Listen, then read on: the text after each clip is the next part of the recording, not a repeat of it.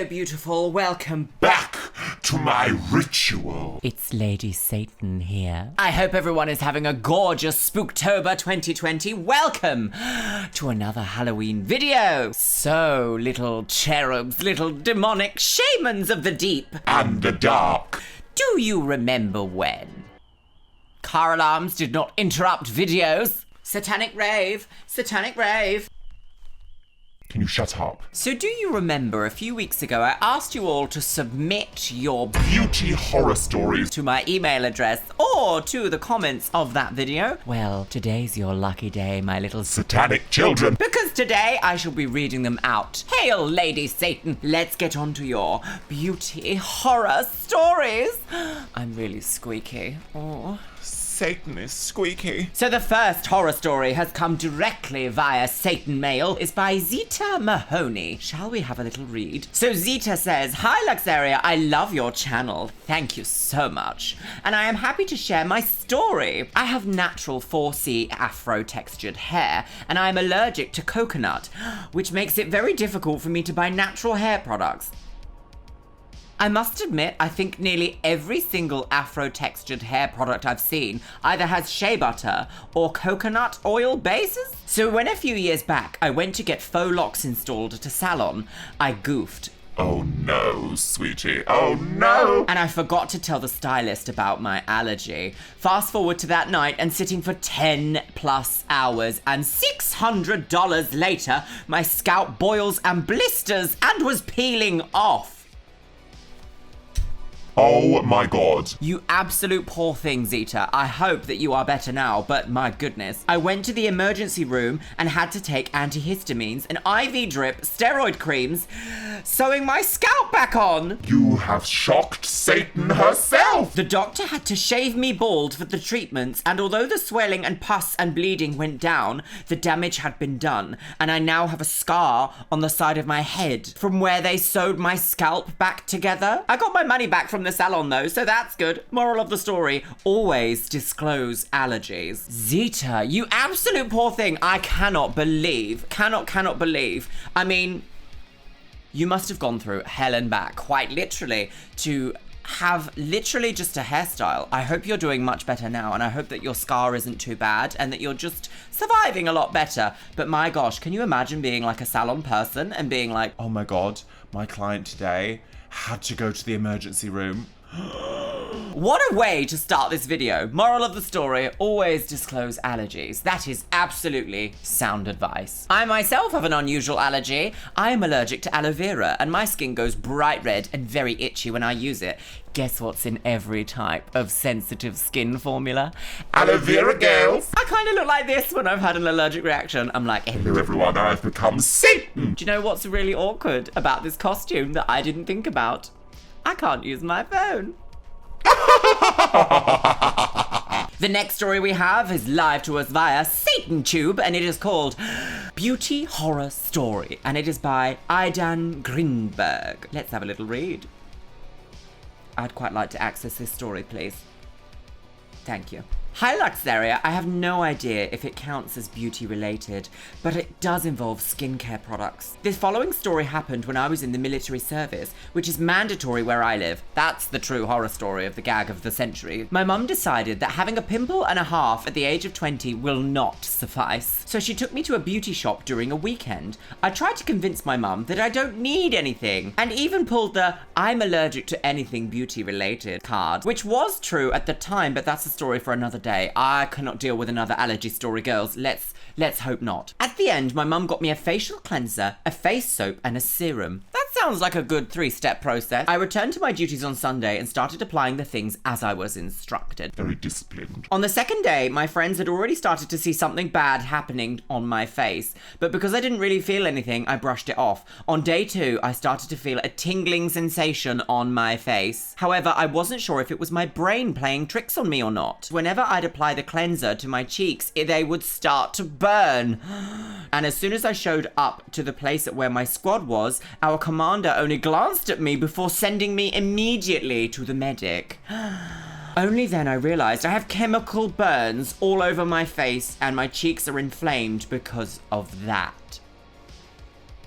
What What was this cleanser? Directly from hell? Apply this lava to the skin and you will be gorgeous because you won't be there anymore. I was given a steroid to try and fix it and sent home for 4 days, instructed not to go outside during the day, or the steroid will only make matters worse. You became a creature of the night, my darling. I have some scars on my left cheek from this fun experience, and since then it became my problematic side that never heals properly after a pimple or a mosquito bite. Needless to say, I threw out the products in the trash bin and have never applied anything on my face since last September. You poor thing. Just call me Werty. Well, Werty, what a horror story. Honestly, anything to do with the face and like skincare products being lethal is just out of this world. I don't know where you went or what products they were, but quite literally, a cleanser should not burn your skin, as I'm sure you probably know. The next message comes directly in via TikTok, Satan! and is by Raven Faye Bowie. The title of this story is Besties Botched Brows, hashtag put a friendship ring on it. They begin the message with, "Okies, it's not surgery related, but a few years back, my best friend and I were having a day out in London." I absolutely love a day out in London. I have them all the time with Roly. She suddenly spots an eyebrow station in one of the big fashion/beauty shops. I think I might know which one this is. Since eyebrow threading was a big thing at the time, she decided to get it done. Suddenly, this woman is leaning over her with the thick threads pulled taut between her fingers and a thread between her teeth. So she goes at it, my bestie trying not to yelp and whinge as she feels like her actual soul is being sucked out of her face. I'll have to take some tips from eyebrow threaders, darlings. When done, her brows looked so thin and the woman smears some lotion over them. She keeps trying to get me in the chair, but hell no, girl. I don't want a string that's been in your gnarly teeth near my face. Anywho, throughout the day, Bestie is complaining on and off that her brows itch and that it aches. It hurts when her brows move, and I feel awful for keep making her laugh. But as we part, I told her she looked kind of puffy, and to keep an eye on it. I don't like where this is going, girls. About 48 hours later, she calls in hysterics. Her entire forehead was swollen. What was left of her brows had completely fallen out, and in this place was a nasty rash. These places are out of control, sis. She had to get an antibiotic cream. Yuck. I bet it was from one of those so-called beautician's gnarly chompers. The idea still makes me feel ill. Raven. Thank you, Raven, for sharing that with me. My goodness, can you actually imagine? Stuff shouldn't really be put on your mouth or from your mouth and then leaning over your patients/clients. I don't feel like that's correct, but that's just me, you know. The next story comes direct to us from Satan Book by the lovely Anna Marie Mellon. And the title is Beauty Industry Horror Story. Hi, Luxeria. I love your channel and I am glad to have found you through Roly. Well, I'm very glad you found me as well. For some context, I am a professional special effects makeup artist who trained in Hollywood, California, so I have quite a bit of tea to spill. I am so jealous. Imagine! You must have such a fantastic little career. You darling. Back in 2013, I was going to college for special effects makeup. The first semester was beauty makeup. My teacher would try and have me wear makeup on the daily, explaining it as an advertisement of my work to others. That makes sense. I was there for blood, guts, and monsters. Well, that also makes sense. I hated wearing makeup unless I had to, so I rarely wore any. Everyone else was glam 24/7, so I stuck out like a sore thumb. The teacher we had was partnered with at the time. She took the class on a trip to in Beverly Hills to help us get some experience in networking. What an interesting field trip. Hello, everybody. Let's go to the shopping centre. This was my first time in a makeup store, as they do not have them from the small town where I'm from. During the tour, I noticed that all the other associates were staring at me. After the tour, my teacher was talking to the store manager and they were gifting us all pro memberships. What? They wanted each of us to line up and take turns filling out the paperwork. I was so excited and got caught up talking to the teacher, making me the last in line. When it was my turn, the manager sneered at me and said, "Do you need help with something? Because this promotion is not for regular customers." What a little wench. I told her I was part of the class and she began arguing with you. What kind of deranged woman? My teacher was standing right there and asked the manager what the problem was. The store manager made up some crap that she did not have enough memberships and that I would have to pay the regular price for mine, which was $250 per month. My teacher began arguing with the manager. When the manager ran out of excuses as to why she couldn't give me a membership like the others, she then commented that it's not like I know how to use makeup anyway since I was not wearing any. How rude. We both told her, WTF does that have to do with anything? And it became an argument about how a real makeup artist should look. At the end of everything, I told her to F off, and my teacher threw out her pro card and cancelled her partnership with them. We Dan, a queen for the people. I have included a couple of photos of me back then. I really doubt I look like a cretin hanging around their store. Well, I can totally understand why. If you have a horrific experience with the company, by all means, boycott them. Keep up the good work with your channel. I always look forward to your videos. Thank you so much, Anna Marie Mellon. You absolute stunner. No. What? No, not here at all for any of that nonsense. No. Those girls on that counter had no idea what they were doing. None. The next story has come via carrier pigeon from MySpaceSatan.com and is by the lovely Marcy Corneo. Scandal. And the title of this story, my lovely, is The Honey Trap. Story time. I'm so ready for this, girl. Hello, Luxeria. My name is Marcy, and I do have a bit of a story for you. I'm not sure if this has happened to anyone else before, but I hope it helps someone out as a cautionary tale. We love a cautionary tale. It was 2 years ago, and I had made an appointment at my local beauty parlour to thread my brows. Another threading story, I swear. Threading companies are literally like the wild, wild west. They're just absolutely out here wilding on everyone, stunting and pulling all sorts of tricks to make money, aren't they? Scoundrels. I was getting ready for my first ever Marine Ball, which is a once-in-a-year event where service members celebrate the anniversary of the Marine Corps. My goodness! My then boyfriend, now husband, we love a married queen, was dreading going because it was a requirement for him as an active duty Marine, but I was more than thrilled to be his +1. Exciting. Coming from a very conservative upbringing, I never had a boyfriend before meeting him, so I was bubbling with excitement. I had everything planned. The dress, the shoes, the makeup! All that was left was to tame my unruly brows. God, what's gonna happen, girls? So the time comes, I'm called to the chair for my appointment and the technician starts her magic. I close my eyes, but can't get rid of my big goofy smile just thinking about the ball. So much that the technician comments, "You look happy. Did something new happen?" I start gushing about all my plans and excitement, so much that she actually paused the threading just to soak in all of my fast talk. At the last minute, I tell her how nervous I am to take pictures with him because I'm a bit shy when it comes to my looks and makeup. She looked at me in the eyes and said, "Do you want to try out our honey wax then? It's a treatment for your skin that removes all those little hairs from your face and your makeup is smoother. Great for pictures. We do it for weddings all the time." Very organic and good for your skin.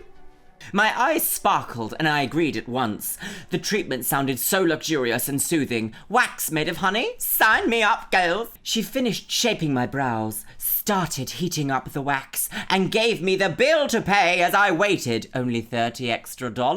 Not bad, I thought. I paid happily and sat back in the chair, ready for the wax to be ready.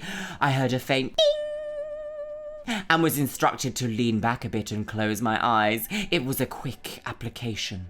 The peel came off easily and even smelled like honey, so it felt very nice for the first minute. Then, as soon as the last application was peeled off, I felt it. First on my right cheek, then on my left, and then all the way down to the base of my chin. Hives! My skin started bubbling with big red hives. The technician was wide-eyed and ushered me into the bathroom in a panic, turning the faucet to rinse my face with warm water.